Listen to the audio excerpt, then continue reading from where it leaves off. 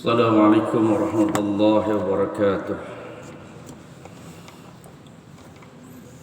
Alhamdulillahilladzi ja'ala taqwa khairul jadi wa libas wa amarna an natajawwada biha li yaumil ibas. Asyhadu an la ilaha illallah wahdahu la syarika lahu rabbun nas wa asyhadu anna sayyidana Muhammadan abduhu wa rasuluh al-mawsufu bi'akmali sifatil ashash. Allahumma salli ala sayyidina wa maulana Muhammadin madamatil hayatu fil anfas wa ala alihi wa sahbihi wa sallim tasliman katsira, amma ba'd.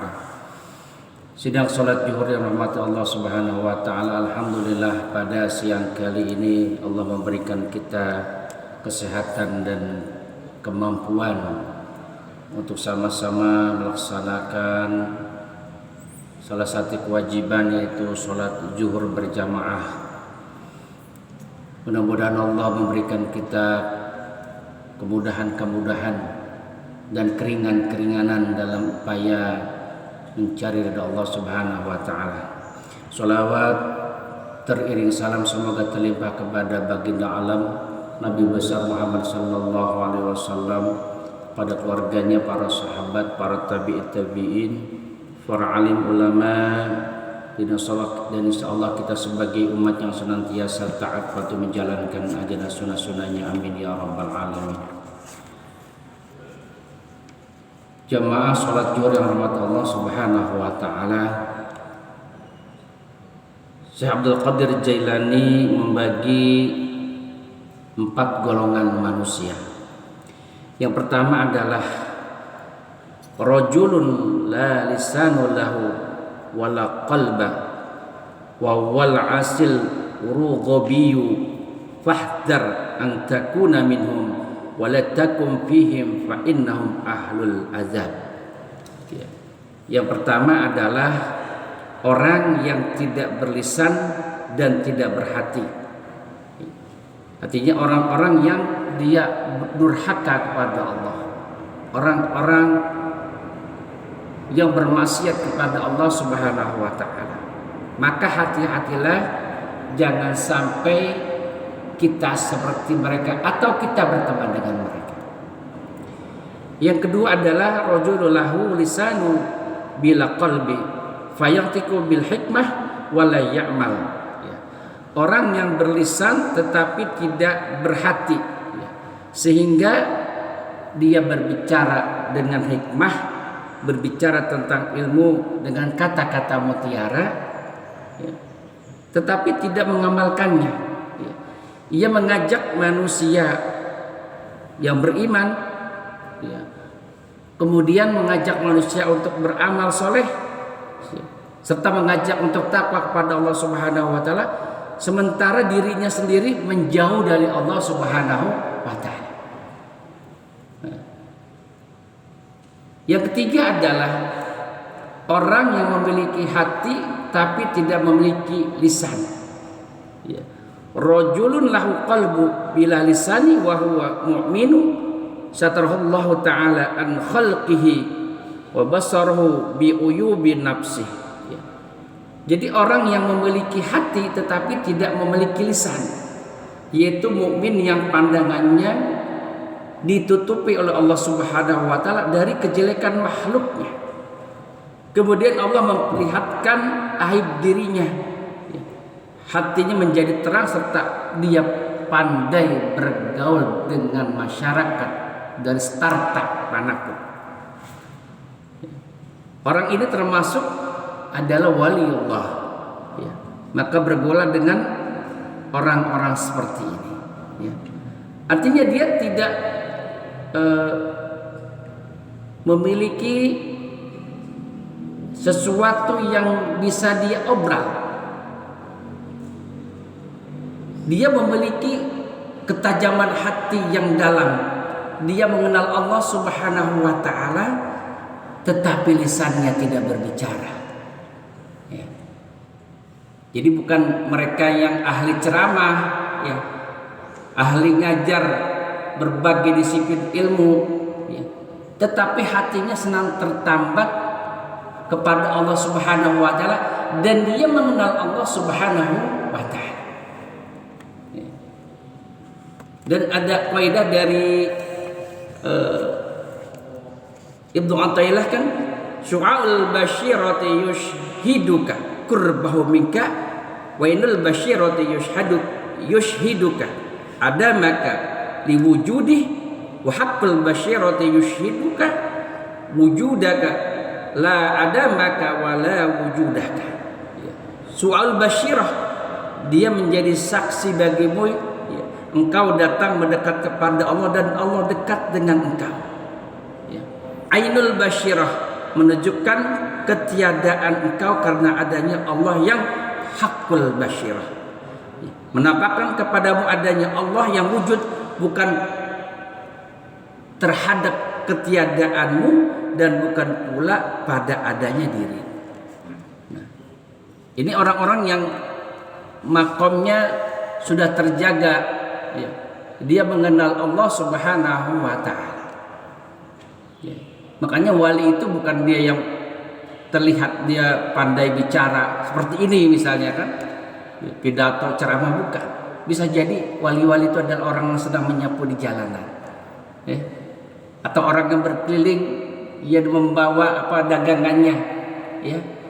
Tidak terlihat, tidak nampak di hadapan manusia, tetapi hatinya sangat mengenal Allah Subhanahu wa taala. Ya.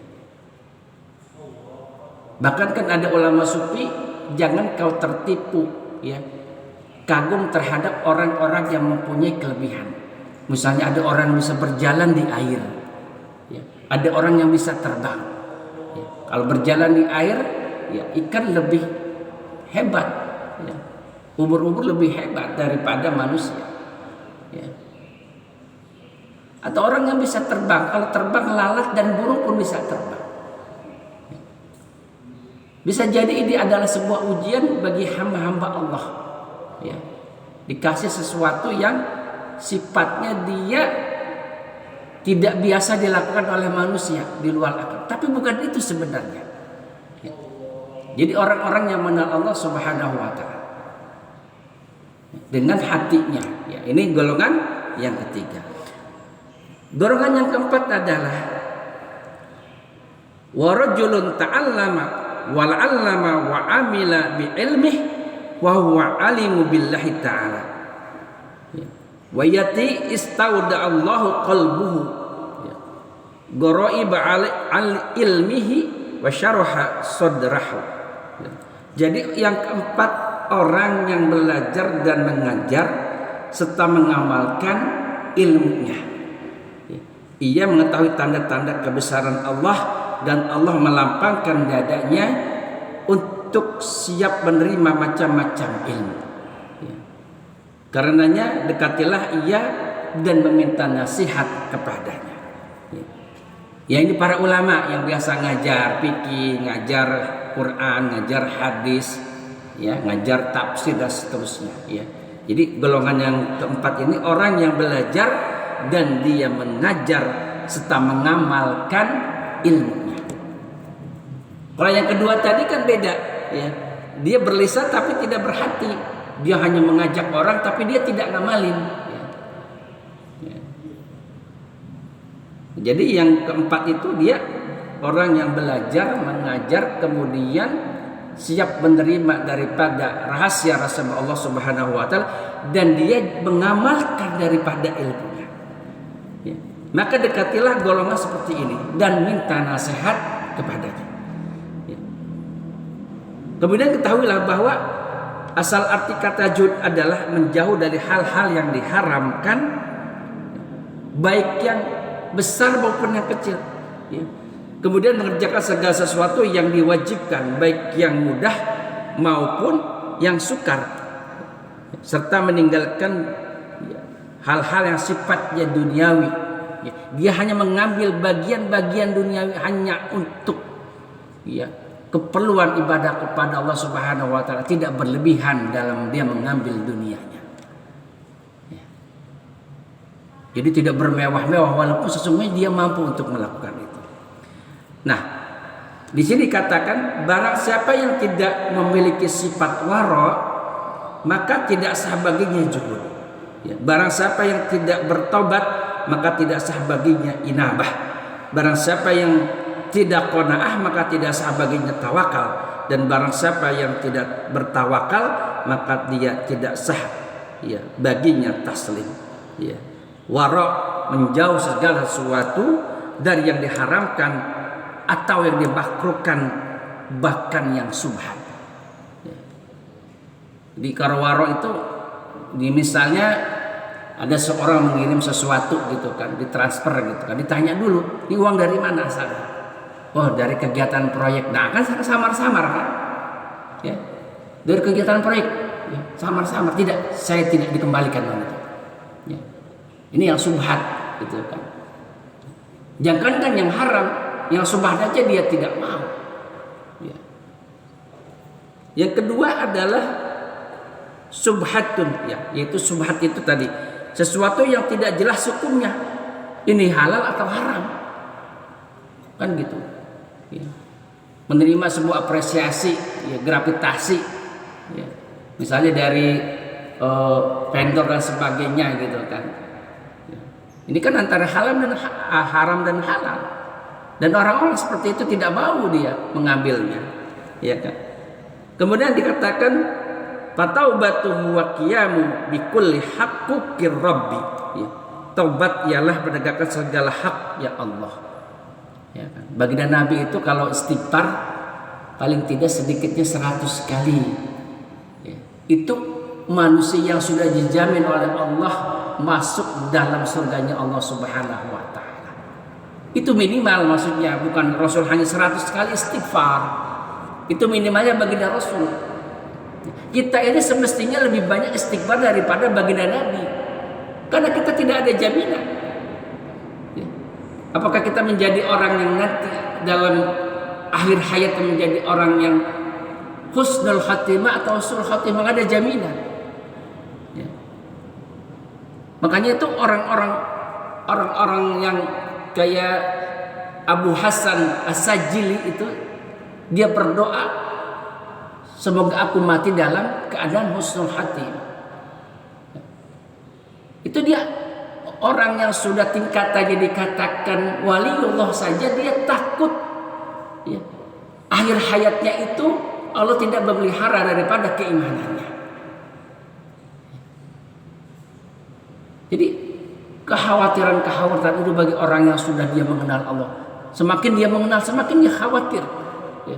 Apakah nanti dia akan menjadi orang yang celaka atau nanti dia menjadi orang yang bahagia di akhirat nanti. Ya. Jadi semestinya apalagi di bulan Sya'ban, ya, kita tidak tahu. Kita sering berdoa Allahumma barik lana, ya, sejak bulan Rajab, ya Rajab Sya'ban wa balighna Ramadan. Ya Allah, berilah aku keberkahan di bulan Rajab Sya'ban dan sampaikan di bulan Ramadan. Ya. Dan itu harus kita dawamkan, artinya kita tak tahu. Ya. Makanya sebelum kita masuk Ramadan banyak istighfar kepada Allah, banyak bersolawat kepada baginda Nabi. Artinya pada saat masuk Ramadan, ya mudah-mudahan hati kita, jiwa kita sudah suci, sudah bersih, sehingga siap menerima apa, ya, kegiatan-kegiatan Ramadan, ya, hidangan-hidangan Ramadan, samudra Ramadan yang begitu banyak rahasia di situ.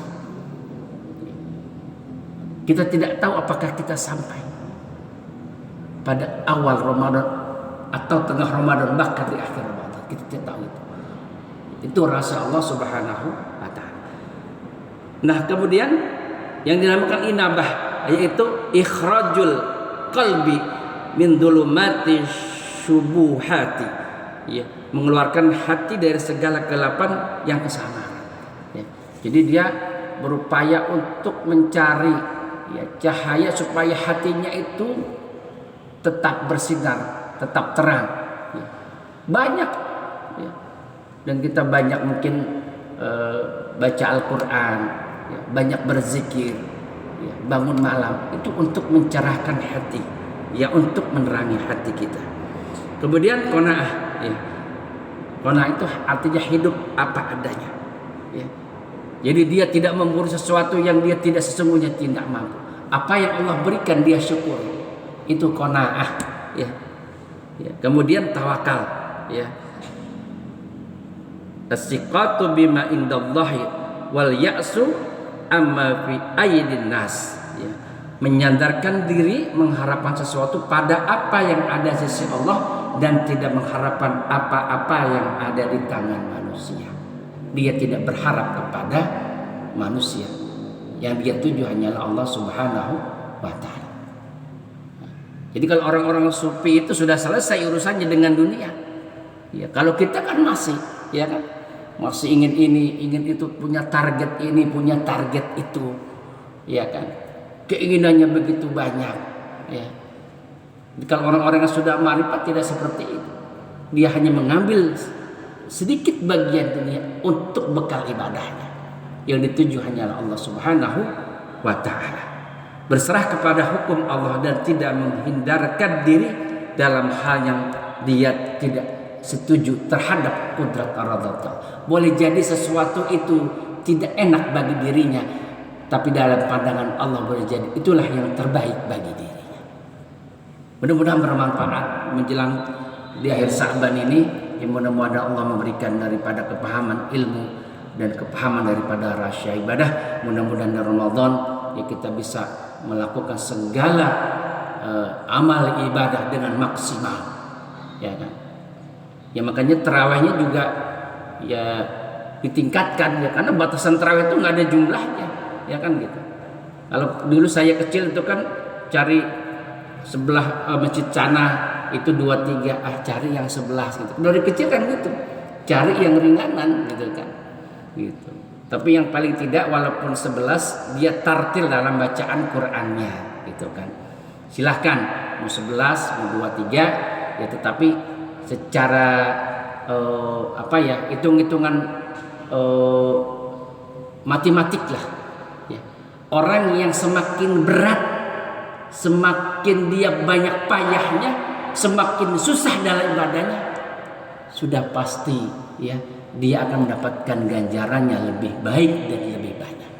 Catatannya apa? Ikhlas karena Allah Subhanahu wa ta'ala. Saya segini tapi yang penting ikhlasnya nggak apa-apa, gitu kan. Ya. Kalau 11 dia mampu bangun malam, ya, tahajud, ya, 11 rakaat lagi, jangan sampai tidak bangun, gitu kan. Jadi kalau lihat di beberapa masjid kayak di Kubah Mas contohnya gitu kan, itu kan 23 ya, 1 juz gitu kan. Nah bagi orang-orang yang menikmati Ramadan itu ya berdiri-diri lama, itu kenikmatan. Ya, berdiri lama mendengarkan qiraah imam-imam yang bacaannya subhanallah gitu kan. Ya, tartil suaranya indah. Itu sebuah kenikmatan. Ya. 2,5 jam berdiri karena ingin mengharap ridha Allah. Ya. Itulah dia yang memahami daripada rahasia ibadah. Ya paling tidak sesibuk apapun jangan tinggalkan sholat tarawih ini, karena tarawih itu tidak ada di bulan lain, ya kan? Walaupun lelah ya 11 lakukanlah. Ya. Jangan sampai tidak tarawih di bulan Ramadan. Sayang sekali itu. Terlewatkan, ya. Pulang kerja, ya. Pulang jam 9, jam 10, istirahat sebentar, niatkan, kuatkan. Sendiri nggak apa-apa di rumah, asal jangan tinggalkan daripada tarawih. Ya paling tidak yang 11 lakukan, jangan sampai tidak dilakukan. Di bulan Syawal, di bulan Muharram, dan seterusnya tidak ada lagi namanya sholat tarawih. Sholat tarawih adanya di bulan Ramadan. Jangan sampai tinggalkan itu. Itu sesuatu yang Allah berikan, ya, untuk umat baginda Rasul, untuk umat baginda Rasul ini dengan dia adanya sholat tarawih. Ya. Jumlahnya sebenarnya tidak ada batasan. Istihadnya 20 rakaat itu istihadnya Umar bin Khattab. Nabi tidak tahu kita jumlahnya. Ya, bermalam-malam dia di bulan Ramadan sholat, ya. Sampai istilahnya kakinya bengkak-bengkak gitu kan. Itu baginda Rasul gitu kan. Dan Rasul adalah orang yang paling sayang terhadap umatnya. Ya. Dia tidak ingin umatnya itu dinanti di akhirat satupun yang tersentuh kulitnya atau bulunya kena api neraka. qad ja'akum min anfusikum azizun alaihi ma anittum harisun alaikum bil mu'minina raufur rahim. Ya. Jadi Allah telah mengutus seorang nabi dari kaummu, ya. Bukan dari kaum malaikat. Kalau Allah mengutus bukan dari golongan manusia, misalnya malaikat, kata malaikat ayo, ya, kita sholat, ya, kita puasa, itu banyak dibantah manusia. Ya karena kamu kuat puasa, kamu tidak mempunyai nafsu, itu pasti dibantah. Tetapi apa yang diutus oleh Allah Subhanahu wa Ta'ala, baginda Rasul adalah manusia yang diutus untuk menjadi pedoman, ya, hudalinas, ya, menjadi petunjuk bagi kita semua untuk bisa mengenal Allah Subhanahu wa Ta'ala dari kaum sendiri, ya. Jadi betapa Rasul itu sangat mencintai daripada umatnya, tidak ingin di yaumil akhir itu satu orang pun nanti umatnya yang tersentuh oleh api neraka karena cintanya dia kepada umatnya, ya. Maka kita sebagai umatnya, mari, ya, sedikit demi sedikit, ya, kita mengamalkan daripada apa yang diajarkan baginda Rasulullah Sallallahu Alaihi Wasallam. Paling tidak nanti tingkatkan amaliyah di bulan Ramadan, ya. Itu saja mungkin yang dapat Al-Fakir sampaikan. Mudah-mudahan memberikan sebuah secercah daripada gairah kita untuk menghidup-hidupkan agama Allah, menghidup-hidupkan, ya, di bulan Ramadan dengan banyak beribadah kepada Allah Subhanahu wa Ta'ala. Al-Fatihah. Alhamdulillahirabbil alamin arrahmanir rahim maliki yaumiddin. Iyyaka na'budu wa iyyaka nasta'in ihdinas siratal mustaqim siratal ladzina an'amta 'alaihim ghairil maghdubi 'alaihim waladdallin. Kafaratul majlis. Subhanallahumma wa bihamdika asyhadu an la ilaha illa anta astaghfiruka wa atubu ilaik. Assalamualaikum warahmatullahi wabarakatuh.